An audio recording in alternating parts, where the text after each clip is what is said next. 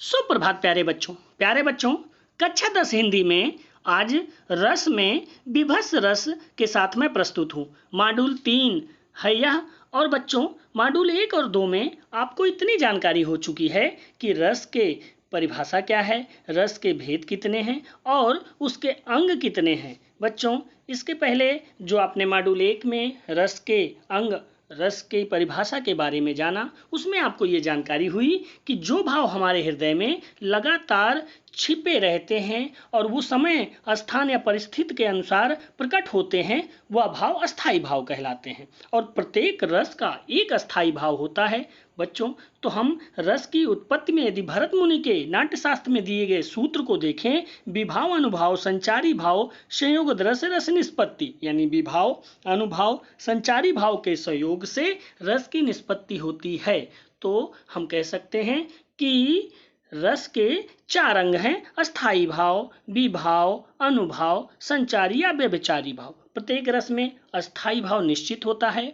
आपने 11 रस के 11 अस्थाई भाव को जान लिया होगा, और यह भाव वह है जो लगातार मन में बने रहते हैं, जैसे प्रेम, हंसी, शोक, क्रोध, उत्साह, भय, घृणा जैसे भाव, और समय अनुसार ये प्रकट होते हैं। एक ही व्यक्ति में सभी भाव होते हैं, और जब कभी ऐसी परिस्थितियां आती हैं तो वो प्रकट हो जाते हैं। इसलिए अस्थाई भाव के बाद विभाव, यानी जिन परिस्थितियों के कारण, जिन व्यक्तियों के कारण रस में अस्थाई भाव प्रकट होता है, यानी प्रेम, शोक, क्रोध, उत्साह जैसे भाव प्रकट होते हैं, वो विभाव कहलाते हैं। और विभाव में जिन व्यक्तियों के बीच रस का प्रकटीकरण हो, उन्हें आलंबन कहते हैं। और परिस्थितियां जो बढ़ाते हैं उस प्रकटीकरण को, वो उद्दीपन कहलाते हैं। बच्चों, विभाव यानी दो लोगों के बीच में रस की उत्पत्ति हो गई और उनके द्वारा जो क्रियाएं की गई, यानी जिसके अंदर रस का भाव आया उसके द्वारा जो क्रिया की गई, वो अनुभाव कहलाती है। और साथ में क्षणिक भर रहने वाले भाव, पल पल बदलने वाले भाव संचारी या व्यभिचारी भाव कहलाते हैं। तो आज हम विभत्स रस के बारे में जानते हैं और इसमें रस के चारों अंगों को भी देखेंगे। बच्चों, कभी भी ऐसी परिस्थिति, ऐसे स्थान या ऐसा दृश्य आप देखते हैं, जब देखने के बाद आप अपनी आंखें फेर लेते हो, आप अपनी नाक बंद कर लेते हो, आप अपने मन में बड़ा ही बेचैनी महसूस करते हो, तो निश्चित है इस भाव को घृणा का भाव कहते हैं या जुगुप्सा कहते हैं। यानी जब कभी आलंबन, उद्दीपन और संचारी भाव के संयोग से विभत्स अस्थाई भाव उत्पन्न हो, तो यह विभत्स रस होता है। और किसी भी वस्तु या जीव को देखकर घृणा का भाव उत्पन्न होना ही विभत्स रस कहलाता है। वैसे विद्वानों ने विभत्स रस को लेकर के अनेक मतभेद व्यक्त किया है। कुछ इसे तामसिक और कुछ इसे मानसिक, यानी मन का भाव कहते हैं, और कुछ इसे क्रिया द्वारा किए गए भाव को कहते हैं। लेकिन दोनों में देखा जाए तो मुख्य रूप से घृणा का भाव निश्चित है। इसलिए विभत्स रस का अस्थाई भाव जुगुप्सा या घृणा है, और युद्ध के मैदान इत्यादि में इसका वर्णन मुख्य रूप से मिलता है। बच्चों, इसी के अनुसार हम विभत्स रस के आलंबन, उद्दीपन, अनुभाव और संचारी भाव को जानेंगे। यानी अस्थाई भाव तो घृणा या जुगुप्सा स्पष्ट हो गया। अब इसका विभाव, जिसमें आलंबन और उद्दीपन है, यानी जिनके कारण से घृणा का भाव उत्पन्न होता और बढ़ता है। बच्चों, कभी भी आप मांस के टुकड़े अगर बिखरे देख लें, खून गिरा हुआ देख लें, ऐसा दृश्य देखें, तो आपके मन में घृणा जैसे भाव आने शुरू होंगे। आप अपने नाक बंद कर लेंगे, आंखें बंद कर लेंगे या उधर से मुंह फेर लेंगे। तो ये आलंबन का भाव हो गया। और मांस आदि में कीड़े पड़े हों, दुर्गंध उठ रही हो, चारों तरफ गंदगी हो, ऐसा दृश्य आपके घृणा के भाव को और बढ़ाता है, तो वह भाव उद्दीपन कहलाता है। और ऐसा होने पर आप थूक सकते हैं, मुंह फेर लेंगे, वहां से भाग जाएंगे, वहां से दौड़ करके हट जाएंगे। ये जो है आपके द्वारा जो क्रिया है, यानी आपके अंदर जो भाव उत्पन्न हुआ, विभाव के बाद वो अनुभाव कहलाएगा।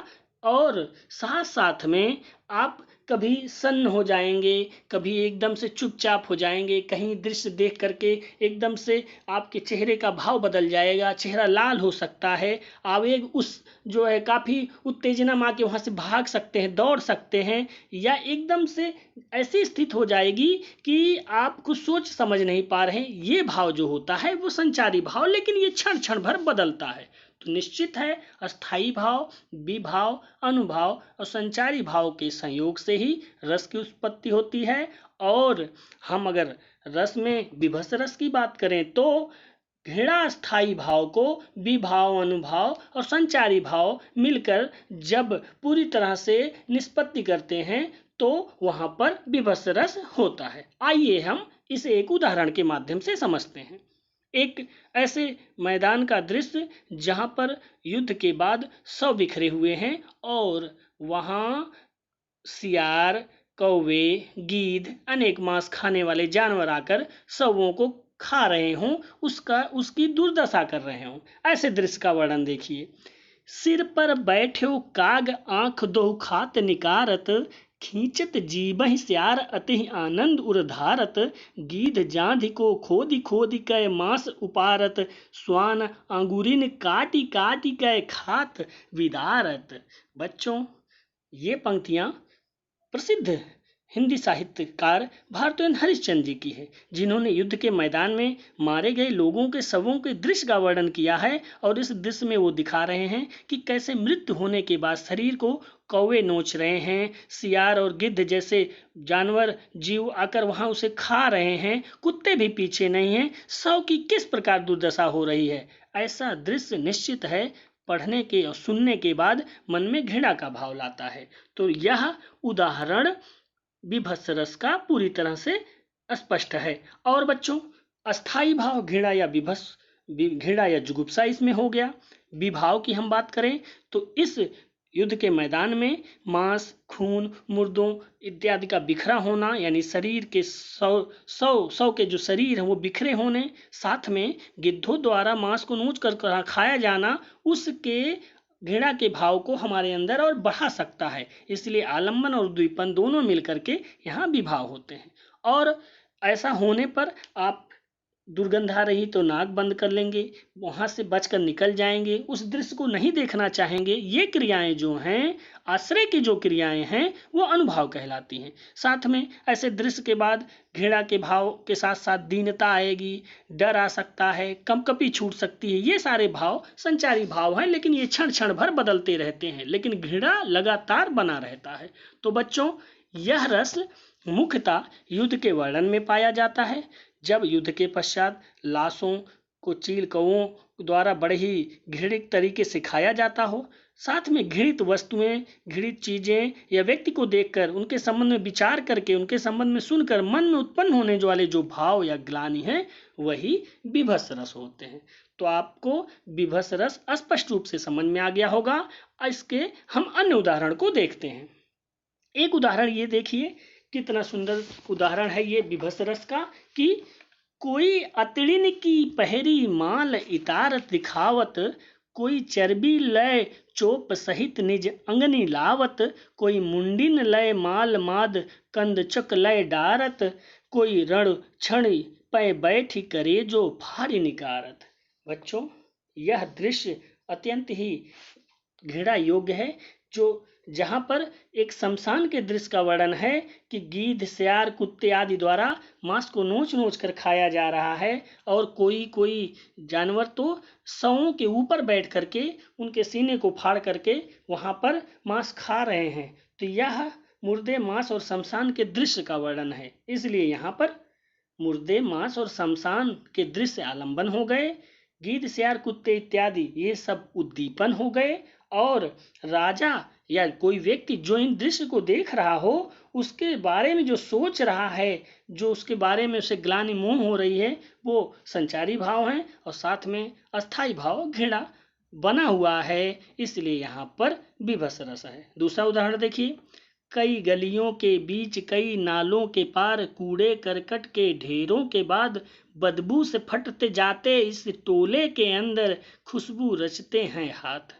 निश्चित है कि गंदगी जैसे दृश्य का वर्णन है जहाँ पर घृणा के भाव होंगे, तो यहाँ पर भी आप विभत्स रस अस्पष्ट समझेंगे। बच्चों, आइए कुछ प्रश्नों के माध्यम से पुराना पढ़ा हुआ रस और आज के पढ़े हुए दोनों रस को हम परखते हैं। उठो धरा के अमर सपूतों, पुनः नया निर्माण करो, जन जन की जीवन में फिर से नव स्फूर्ति नव प्राण भरो। यह कौन सा रस है, आप स्पष्ट करके लिखेंगे और मॉड्यूल 1 आपने जरूर देखा होगा। दूसरा, निकल गली से तब हत्यारा आया, उसने नाम पुकारा, हाथों तौल कर चाकू मारा, छूटा लोहू का फव्वारा, कहीं नहीं था कहा नहीं था उसने आखिर हत्या होगी। बच्चों, इस दृश्य में हत्या होने के बाद खून, मांस इत्यादि का वर्णन है, तो यहाँ पर कौन सा रस है? हाँ, आपने सही पहचाना, विभत्स रस है। आइए प्रश्न नंबर 3 को देखें। निम्नलिखित अस्थायी भाव से संबंधित रसों के नाम लिखिए। बच्चों, परीक्षा प्रश्न पत्र में अस्थायी भाव दे करके रसों के नाम या रस देकर अस्थायी भाव पूछे जाते हैं, तो आप इन सभी रसों के अस्थायी भाव को याद रखेंगे। विभत्स रस, वीर रस, करुण रस, अद्भुत रस, भयानक रस, शांत रस और रौद्र रस के बारे में आपको यहाँ लिखना है, उसके अस्थायी भाव को लिखना है।